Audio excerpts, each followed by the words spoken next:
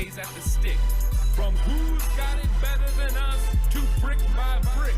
It's always the 49ers way, from off-season to game day. Yeah, we talk back. It's the 49ers Cutback.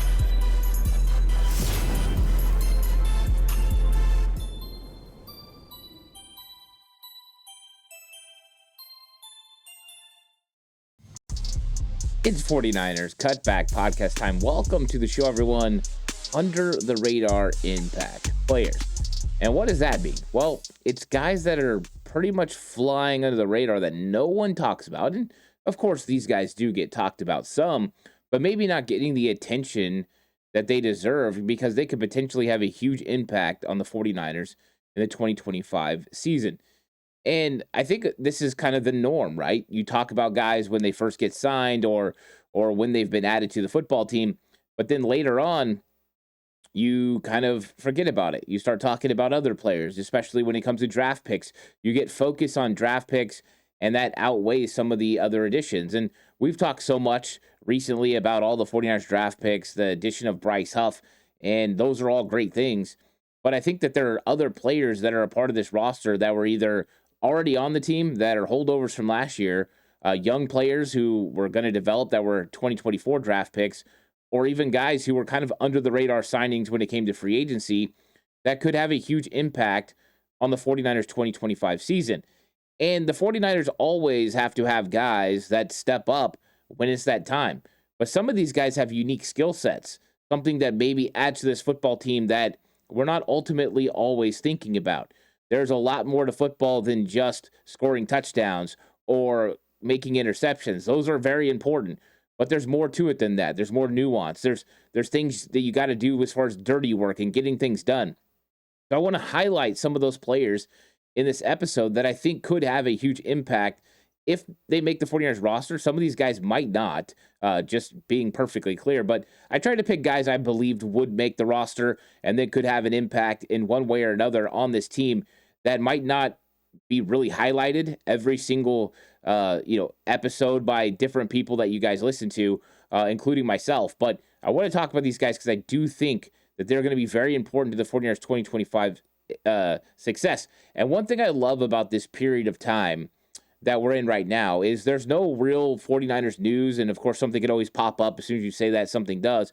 But it gives you a chance to kind of highlight some of the players that you wouldn't normally get to talk about.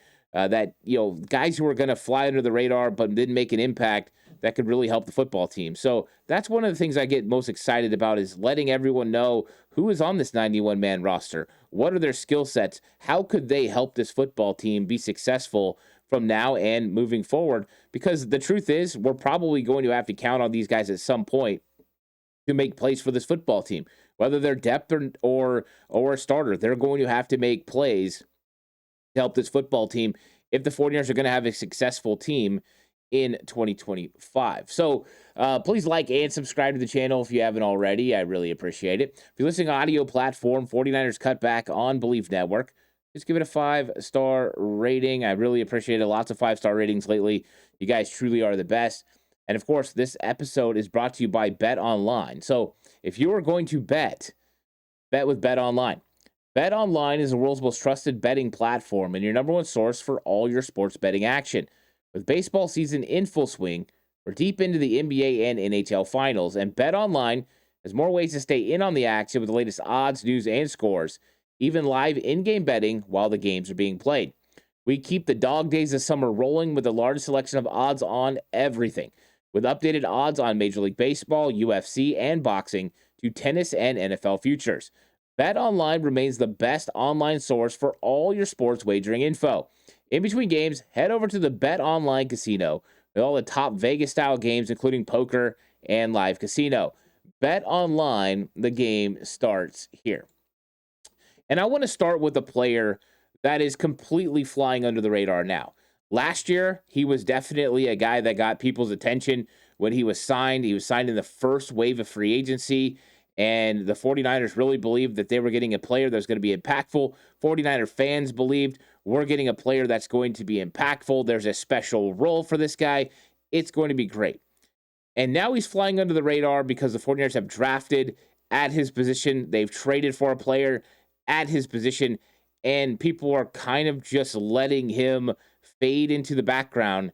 But I think he's going to have more of an impact than that on the 2025 season. In fact, I think he could be a very impactful player for the 49ers when you look at the makeup of this roster and how he could be used. And of course, I'm talking about defensive end Etorr Gross-Matos. And last year, he came in with so much fanfare. A guy that had, 4.5 sacks for the Carolina Panthers, but a young guy who you looked and you seen a lot of potential in.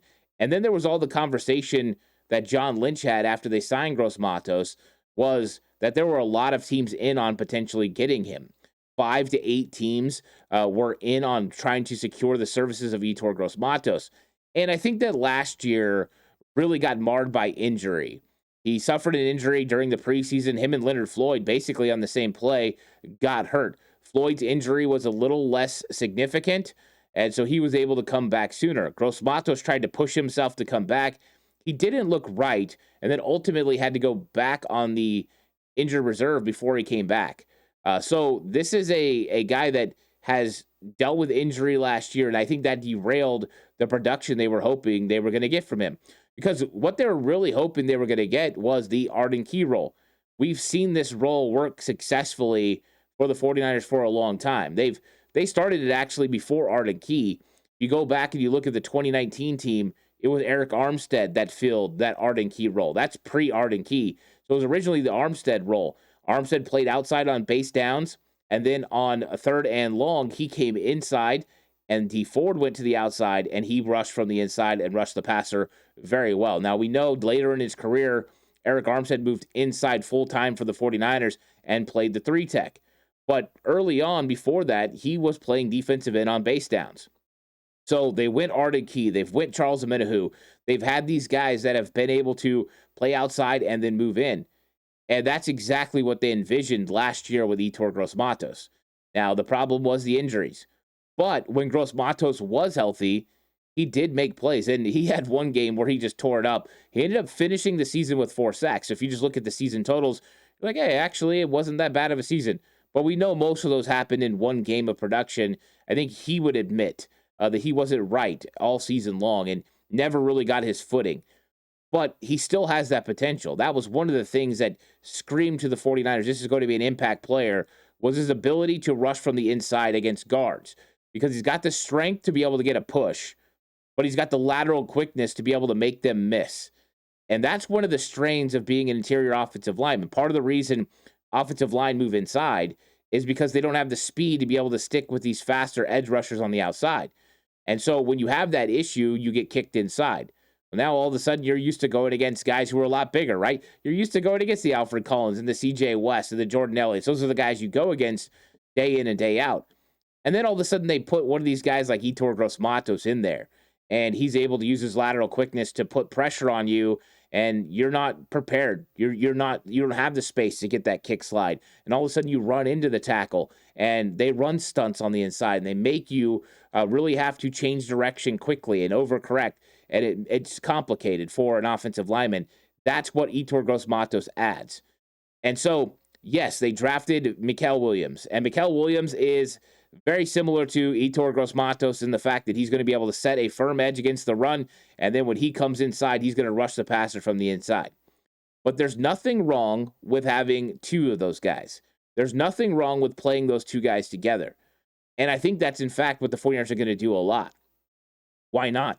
You have these 2 big individuals that go over 265 pounds that you can rush from the inside on, especially 3rd and 8 plus, where you know the opposing team is not looking to run the football. You'll get the occasional guy, offensive coordinator, that'll give it a try. But, of course, these 2 guys can hold up. You still got the all-pro Fred behind you, so you don't have to worry about giving up 3rd and 8s in the run game very often. And, in fact, you'd welcome them trying to get a 3rd and 8 in the run game. So there's going to be opportunities for Etorr Gross-Matos to rush the passer. And I think that he's going to have an impact. In fact, I won't be shocked if he doesn't have a coming out season where he gets 7, 8 sacks this season rushing from the inside. I think there's going to be a lot of opportunity, especially with the strain that Bryce Huff and Nick Bosa are going to present on the outside. And then you use Gross-Matos, you use Mikael Williams, you use Alfred Collins, and you use these guys, kind of interchange them, run some stunts. And I think Gross-Matos, this is where he shines. A lot of his sacks in Carolina came from the inside on obvious pass downs, and I think that's what the 49ers are going to get from Gross-Matos. So don't sleep on Gross-Matos and his ability to produce this season for the 49ers. I think they're still high on him. Remember, they made some decisions to let guys go. They would have saved more money by letting go Etorr Gross-Matos than they would Leonard Floyd. They decided not to because of the skill set, because Etorr Gross-Matos sets a better edge in the run game and is able to step inside and rush the passer from the inside better than Leonard Floyd. Leonard Floyd doesn't have the size, the mass, the ability to get any sort of a push on the inside. So they kept him for a key reason. He wasn't the only one that they did that, right? They had to make a decision between Malik Collins and Jordan Elliott, but they did it for a reason. And I think Etorr Gross-Matos is primed to have a really good season. Right now, everyone's focused on Huff. Everyone's focused on Mikael Williams and Alfred Collins and CJ West. And we've got a guy that's flying under the radar in Etorr Gross-Matos that I think is poised and primed for a big-time season. And I think he's going to come onto the scene, right? It was Arden Key and Charles Omenihu who came on the scene, making plays from the inside. And I think that's what we're going to get from Gross-Matos. So he's my first under-the-radar impact player for the San Francisco 49ers. Number two, and I think that this one is getting a little bit more traction now, especially as we've went through minicamp, than he was previously, because people were talking about other players. But I still think that people are already starting to prop Jordan Watkins ahead of Jacob Cowing. And I think Jacob Cowing is another under-the-radar impact player for the 49ers because, yes, he makes an impact when it comes to punt return, and it hasn't been phenomenal, and I get it. They drafted Junior Bergen, and they've added other guys that could potentially take that spot. But Jacob Cowing did an extensive work on himself physically. He's put on like 10 pounds. He looks completely different body style-wise. This guy's 180 pounds now. That's going to make a distinct difference. A 4.3 speed with a 180-pound body is a lot different than what it was before. That means he's going to be able to hold up to the contact, the physicality. He's going to be able to get in there and mix it up a little bit with blocking. Is he ever going to be a guy that's going to drive someone off the football? No, he's not. That's not his game. He's not Jawan Jennings. He's not Brandon Ayuk. He's not Debo. He's not those guys that are able, to push guys off. But he's a guy that's going to be able to get in the way, maybe get a little bit of movement. And that's ultimately all you're trying to do is hold the guy there so that he can't get off and make the play on the run game. So there are elements to his game like that. But I think the biggest part of the Jacob Cowing elevation in 2025 is going to come down to his understanding of this offense. Last year was a real struggle for him to pick up this offense as far as what he was supposed to do from play to play.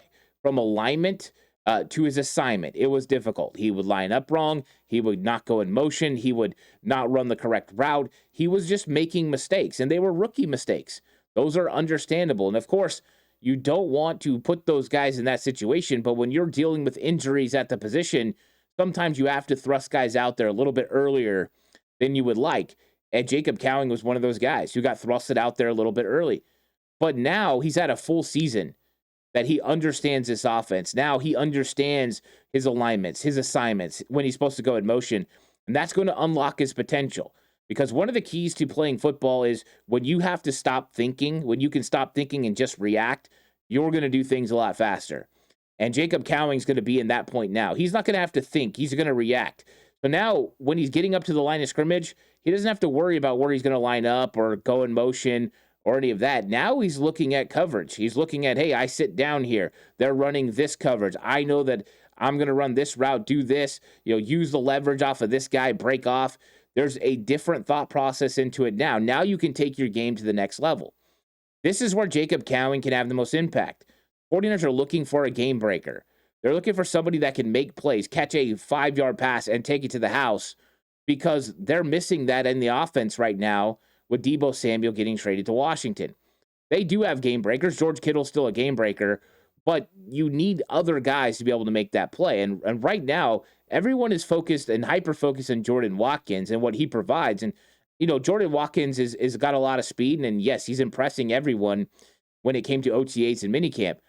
But do not sleep on Jacob Cowing and allow him to kind of fly under the radar. This guy's going to make some plays for the San Francisco 49ers this year.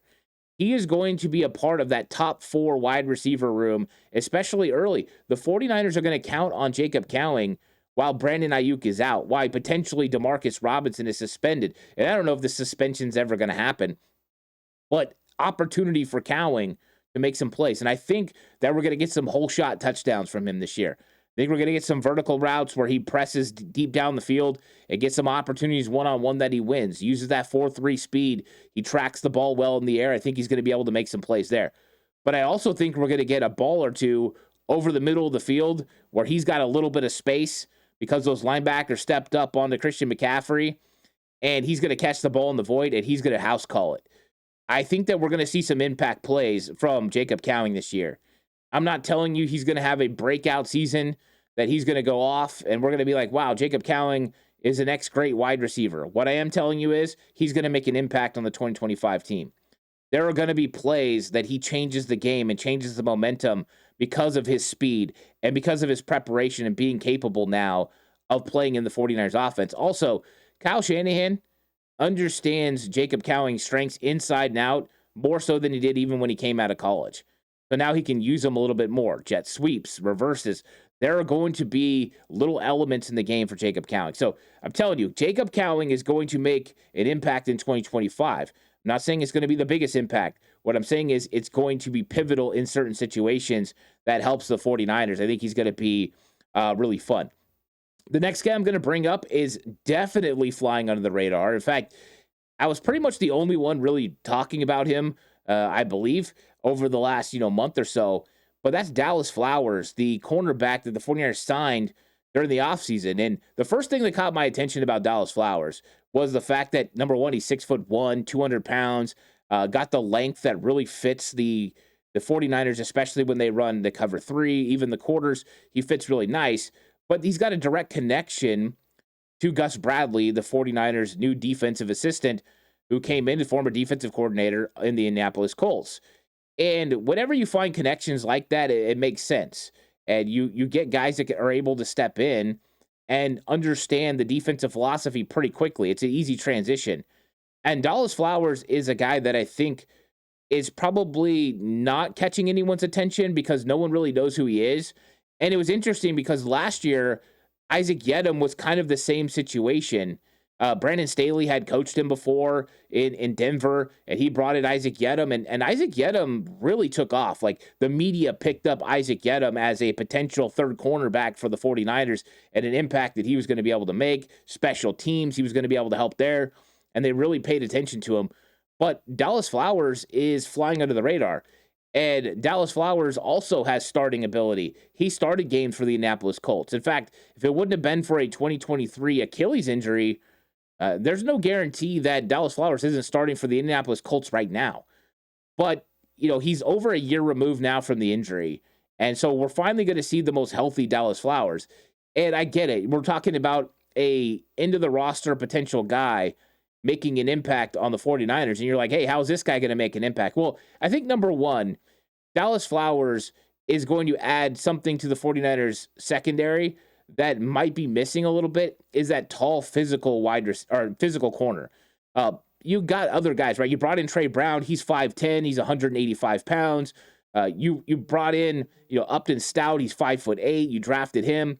So you don't really have the height on the outside, minus Darrell Luter Jr. And so I think that this is another option. The 49ers definitely appreciate height and length, like Isaac Yedem last year, Rock Yassin. It fits your cover 3 and quarters defense. So I think that having one of those guys is important. But where I feel he could have even a bigger impact is in special teams. This guy is a really good kick returner. Really good. And Brant Boyer has been setting up a special teams unit that's going to make big differences for his football team. And one of the things the 49ers really struggled with last season was kick return. In fact, they've struggled many years. But last year, there was a new dynamic kickoff. And the 49ers didn't get great field position, even though they had returns. And Deebo Samuel would occasionally, get a really big run, and Deebo was a threat.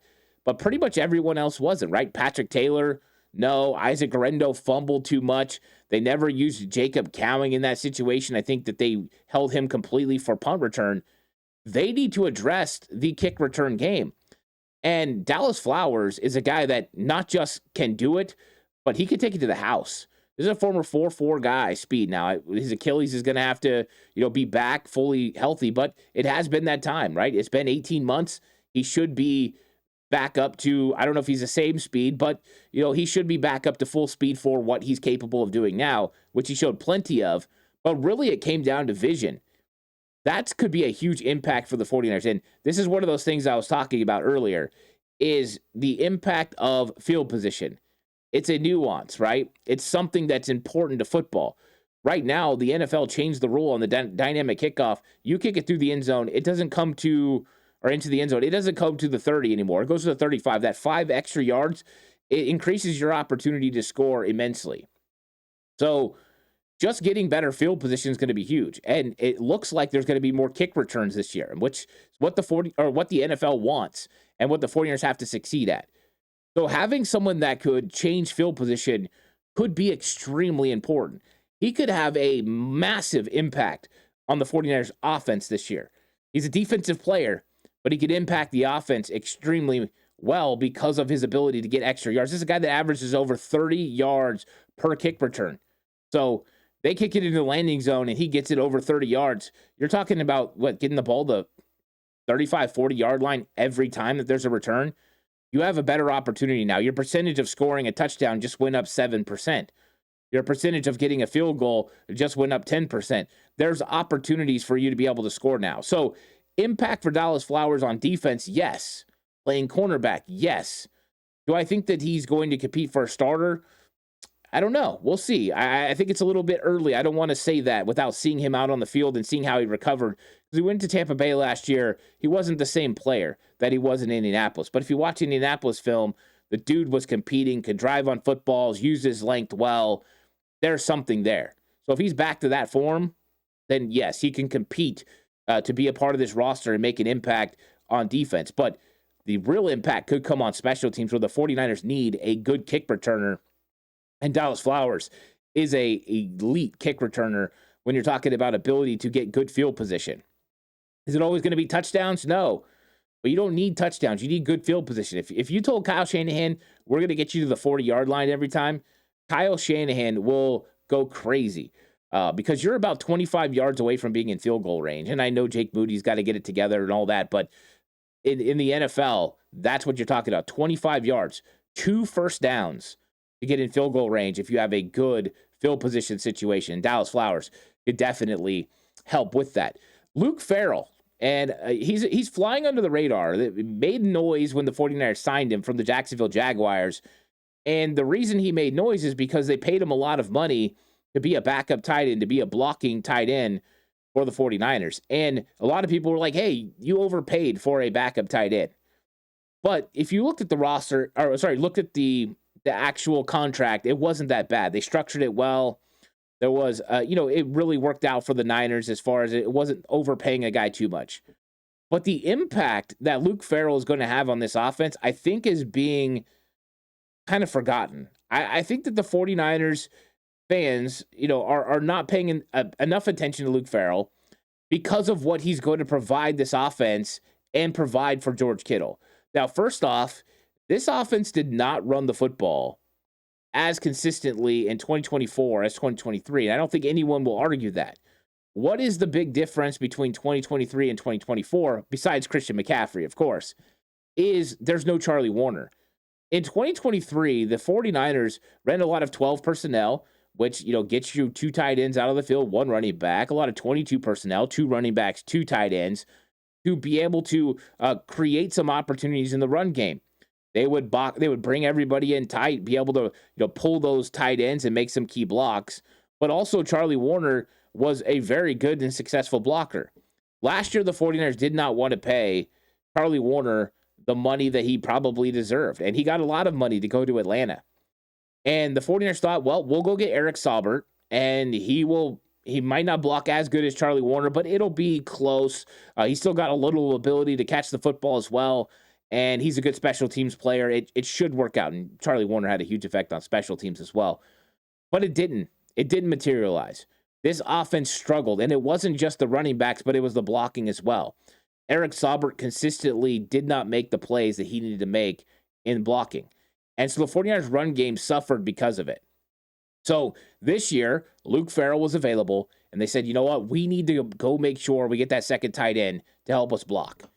And they got him. And Luke Ferrell is going to have a huge impact on this 49ers offense because he's going to go out there and help them get this run game going again. And if this run game can get going, then that's going to open the door for everything else in the offense. It unlocks this offense because then you can run play action off of it. You can create opportunities where those linebackers have to step up to try to stop the 49ers run game. That opens the middle of the field. You also get safeties that start creeping into the box, which allows you explosive plays down the field.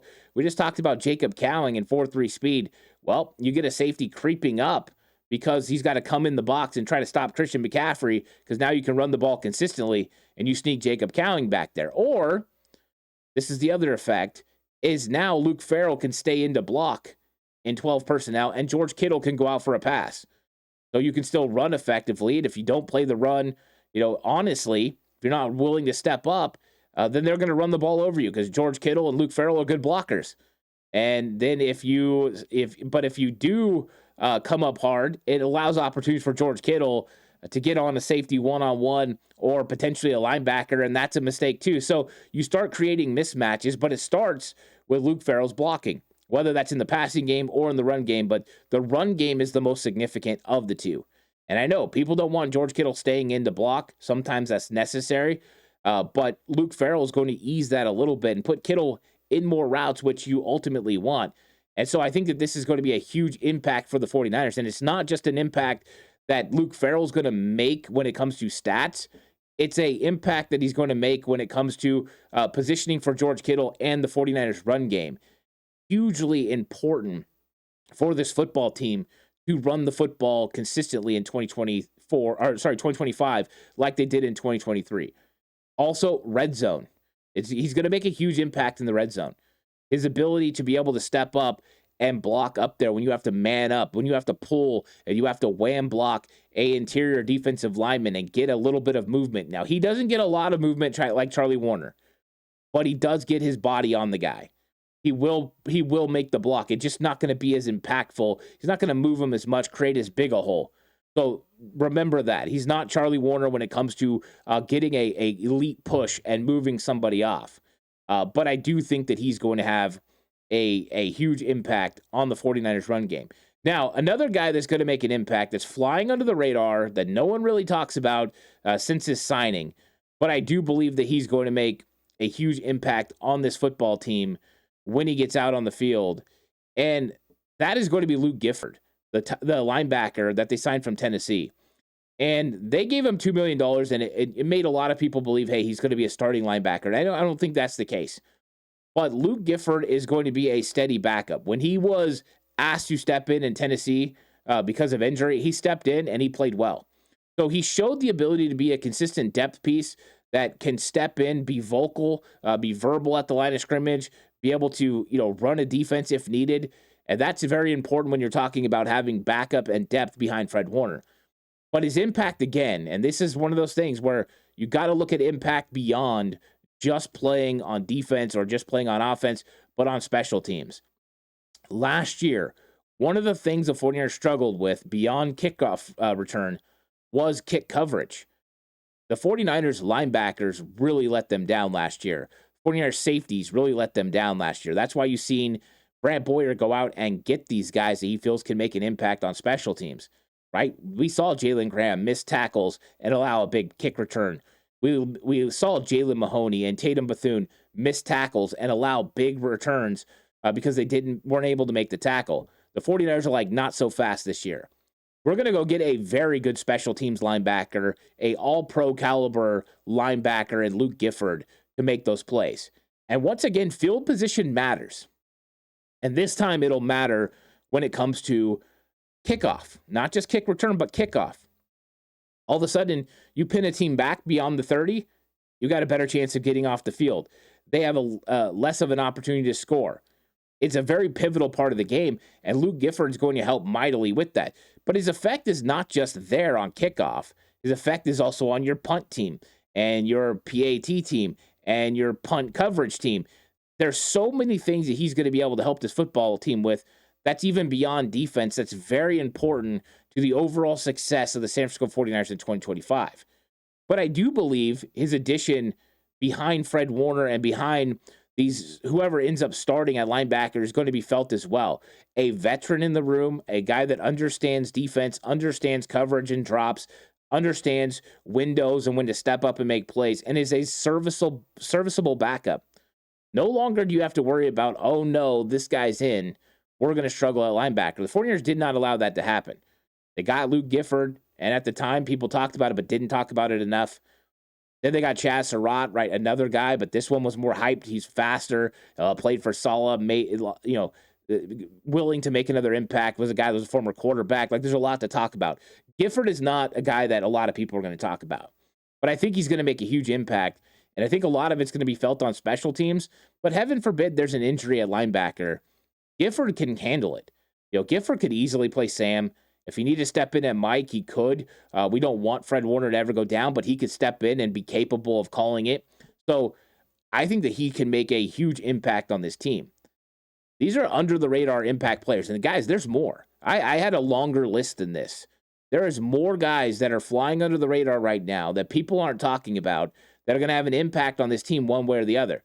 It may not be just with the position that they are at, but also the other things they do when it comes to special teams and when it comes to help. So let me know what you think about these under-the-radar impact players for the San Francisco 49ers. Do you have more guys on the list? I think that I probably have to come back to this episode and talk about some more guys because there are some guys available. And so I'll have to get to those guys as well. But please like and subscribe to the channel if you haven't already. I really appreciate it. If you're listening to audio platform, 49ers Cutback on Believe Network, that's Spotify, Apple Podcasts, wherever you listen. This episode is brought to you by Bet Online. The game starts here. I'll catch you guys in the next one. Until then, stay safe. Remember, the right way is always the 49ers way.